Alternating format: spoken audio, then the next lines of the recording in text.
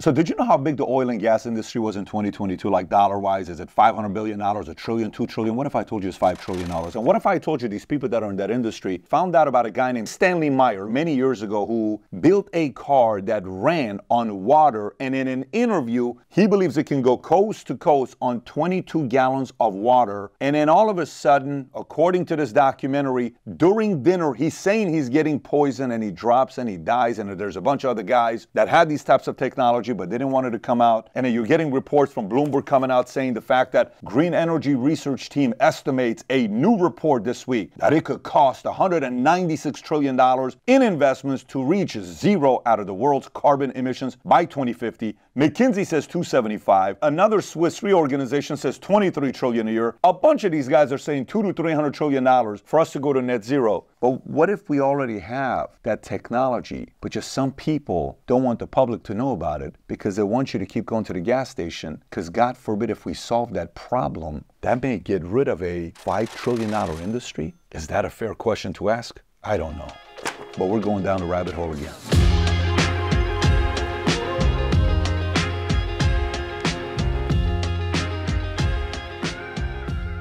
Okay, so if you get value out of this video, give it a thumbs up and subscribe to the channel. But you may be watching the same, Pat, why should I care about this? Honestly, I got so many other things to care about. Here's why. In 2021, the U.S. spent $1.3 trillion on energy, 5.7% of our gross domestic product, GDP. On a per capita basis, the annual energy cost was $3,967 per person. You. The average American household pays $6,888 in utility bills per year, and Americans spend roughly 3.2% of their budget on gas every year, give or take $2,100. And by the way, this is happening while the average salary in America, according to Bureau of Labor Statistics, is roughly a little over $59,000. So that's a lot of money for somebody making $59K a year. So now, remember earlier I told you that Bloomberg said $196 trillion, how much we're going to be spending by 2050. The question may be how? What does that look like? This is what it looks like if you break it down. And by the way, from 22 to 23 to 24 to 25, 26, the biggest jump in annual investment required is this decade.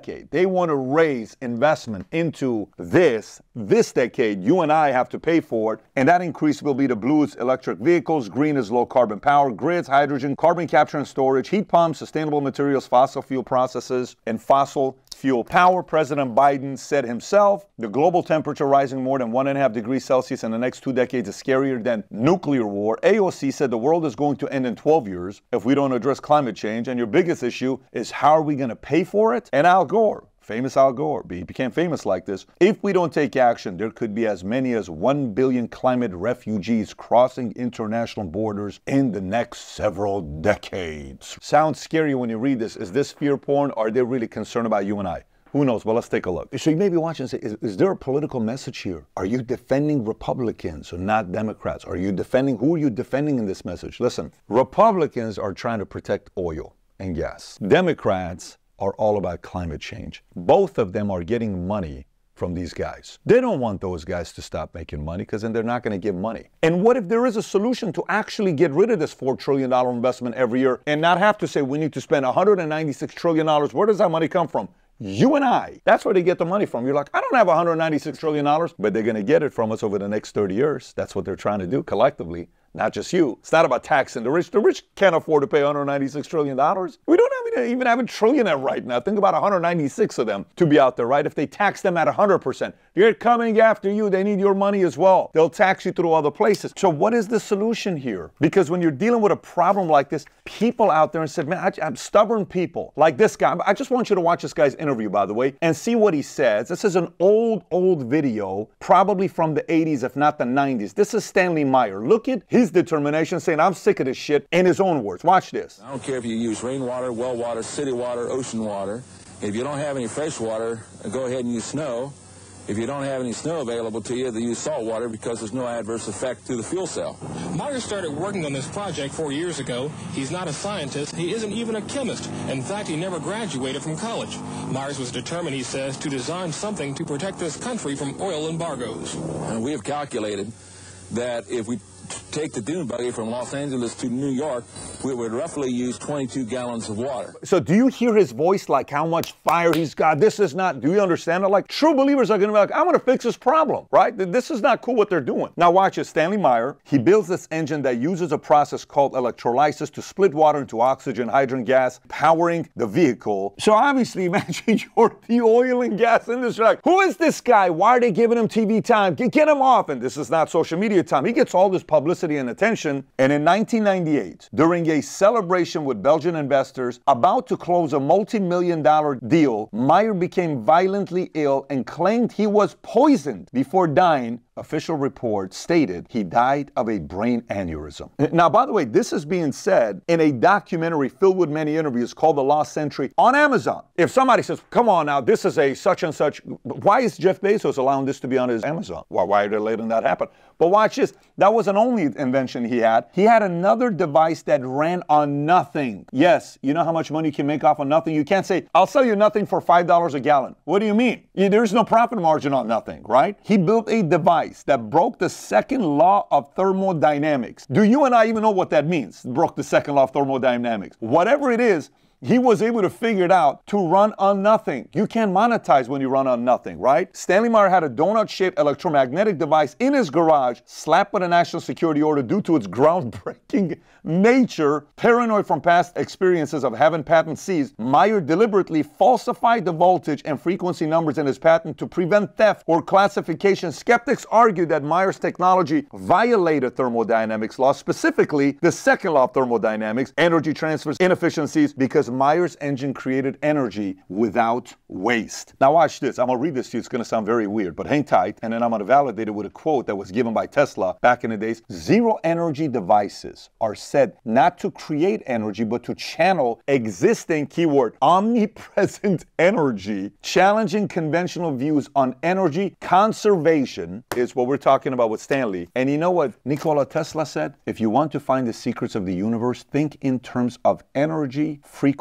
and vibration. What the hell happened to the Stanley guy? Was he up to something big? And why did he disappear all of a sudden? It's a good question to ask. So now that's 1990. How far back can we go where somebody thought of this? In 1898, this man named Stubblefield was issued the U.S. patent of $600,457 for something called the Earth battery. Earth battery. What is an earth battery? It's an electronic coil of iron, insulated copper wire that was immersed in liquid or buried in the ground. Stubblefield claimed that combined with normal battery operation, his device also drew additional power from the earth. However, it did successfully serve as both a power source and a ground terminal for wireless telephones. This is getting crazier and crazier, right? Like you may be watching this right now saying, I'm going to come up with this idea. There's no money in this idea. You get what I'm saying? Like there is no money. It's just you're solving a massive problem. You're going to create so many enemies. The oil and gas industry employs millions of people. This isn't just about the people that are making the money, but watch this one here. Nikola Tesla's Pierce Aero electric car from 1921 running on pure etheric electricity. What does that mean? This is a self-recharging car. It does not run on batteries, oil, and gas. Again, recharging. How do you keep making money if somebody sells a battery that's recharging? You shave and you use your razor. It gets bad. Boom. You go to whatever store, you buy another one, okay? You put batteries in something. You change, you go back, right? You're constantly having to go back to buy it. There is more money being made. If it's self-recharging car, what do I need to go buy? Because it's already recharging itself. There's no profit in it. And by the way, what's wild is many of these stories were also in the paper. Here's one from August 28, 1921 in the Phoenix paper. Electricity taken from air drives automobile. Taken from air drives automobile. And by the way, I got a bunch of these stories, but I want to tell you with Tesla. Let's go through what happened with Tesla. So check this out. In 1900, Nikola Tesla convinced JP Morgan to fund a global wireless communication system, later expanding the project to include wireless power transmission after demonstrating the technology. So now JP Morgan's like, well, a great idea. What could this turn into? Then on July 10th, 1920, 1932, this is 32 years later, Tesla announced the development of a principle to harness cosmic rays for power generation. He described a process where cosmic rays ionize the air. Again, going back to the Phoenix guy talking about air. This is in 1921. This is in 1932. So cosmic ray ionizes the air, releasing energy that can be captured and used to operate a motor. The system could provide continuous power without the need for storing energy, unlike other renewable sources such as wind or solar, which we have a lot of solar right now that we need to replace every 30 years, but this is saying no wind, no solar. So now watch this. I'm about to read this next part to you, but in 1900, he convinces JP Morgan, right? 1932, he announces the development of this cosmic harness ray for power generation. Watch this. The new energy source, described as everywhere present in unlimited quantities, could potentially, ready for the powerful word that scared the crap out of everybody, eliminate the need for conventional fuel, such as what? Coal, oil, or gas. Boom. The moment he said this, it scared the hell out of everybody. So now Tesla requested more funding for this expansion, but now JP Morgan withdrew support, citing a breach of contract possibly influenced by its investment in industries threatened by Tesla innovations, GE, AT&T, copper mines. Of course, he's going to sit there and protect his investment, saying, hey, what you're doing, you're going to put my guys out of business. I'm not interested. Allegedly, that's what happened here. Did I just use the word allegedly? I think I did, right? If I used the word allegedly, by the way, we have a new shirt that came out called Allegedly. Valuetainment Future Looks Bright. If you haven't ordered it yet, click on the link below. Go order your Allegedly shirt. Let's get back to the episode. So now watch this. Not only did JP Morgan Chase say, no, we're not going to give you more funding, but what they also did is discourage other investors, isolating Tesla financially. So this led to Tesla having significant debt, which eventually led to the foreclosure and eventual demolition of the Wardenclyffe Tower, which is where he was doing all his testing. Obviously, his vision of free, unlimited energy had a lot of enemies, such as Morgans, Rockefellers, Vanderbilts, who controlled American energy production and distribution. That's a problem. And by the way, according to this documentary, The Lost Century, ready for this? It's kind of weird here. Watch this. Upon his death, many of his documents disappeared, and only 60 of his 80 organized boxes were recovered. FBI documents showed that the Department of Defense ordered Tesla's belongings to be turned over to them after his death. Kind of weird. I'm going to go through the rest of these guys very quick. This is a guy named Charles Pogge in the 30s. He figured out a way to create a machine. Ready for this? Breen Motor Company tested a carburetor on a Ford V8 Coupe in 1936, achieving 26.2 miles on 1 pint of gasoline.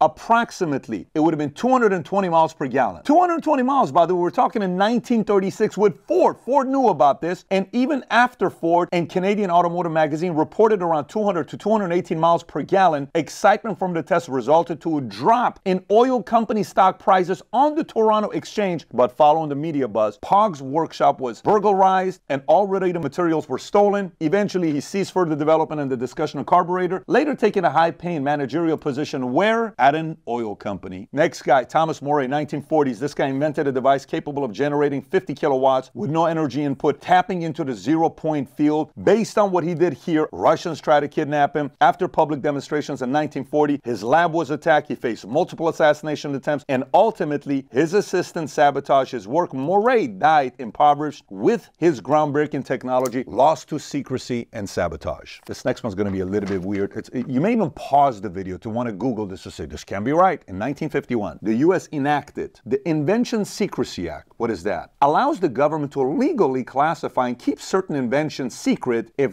deemed a threat to national economy or security.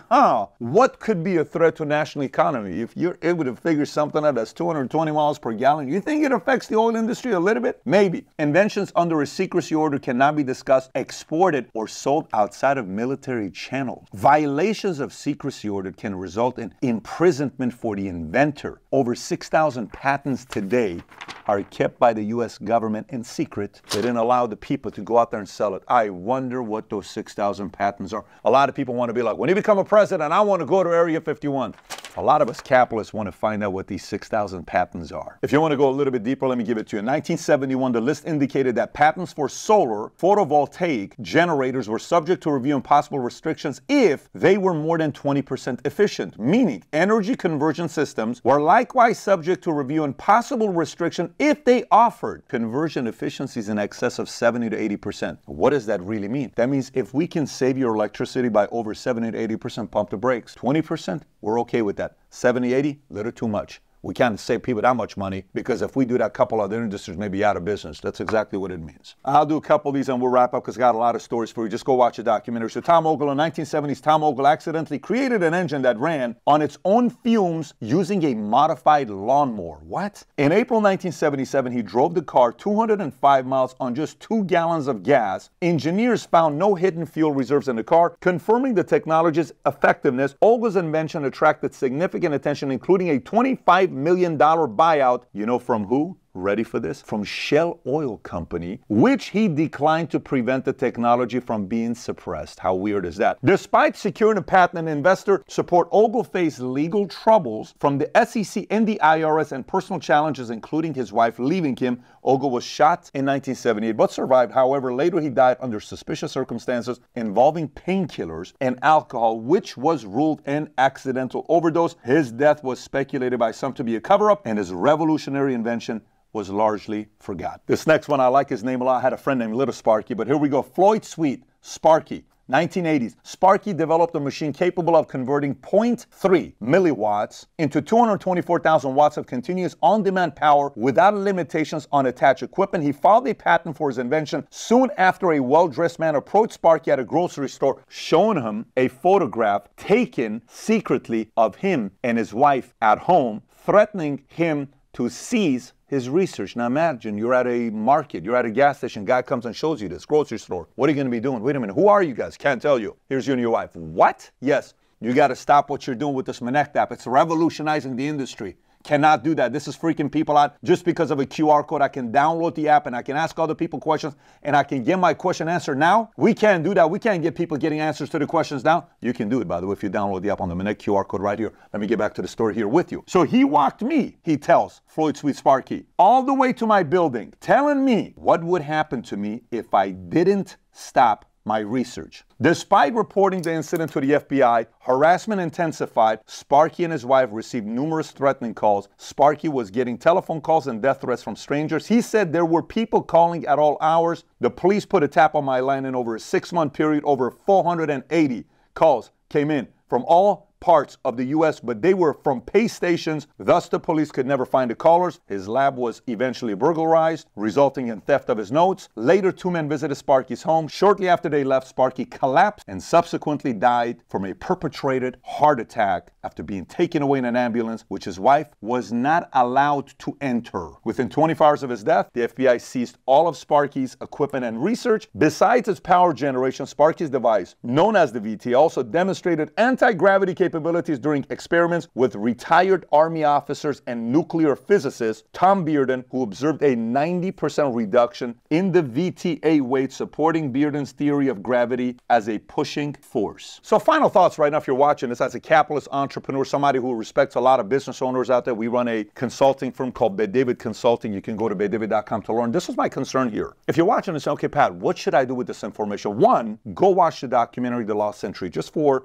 yourself to get educated. But 2, everybody becomes president. Like, if you become president, are you willing to release the John F. Kennedy assassination and Area 51 information? And every time a president goes in there, they're like, oh man, I can't do it. Even Trump. If I told you, you wouldn't believe it. If I this, if I that. Obviously the fear is, hey, we're going to kind of compromise our own institutions that we have. But what if you're able to go and look up this 1951, the Invention Secrecy Act, and you encourage the president to not necessarily just do John F. Kennedy assassination or Area 51.